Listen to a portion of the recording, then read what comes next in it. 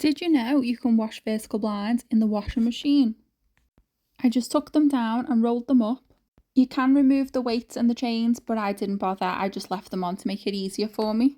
I put them inside a pillowcase and tied it up nice and tight so that the blinds didn't unravel. I popped them in the washing machine on a delicate wash and then hung them all back up while they were still wet. I did make sure to get them out the machine the second they were finished because I was really worried that they'd crease up if they were left in there for too long. Anyway, this is how they turned out. They look so much cleaner. Would you try this?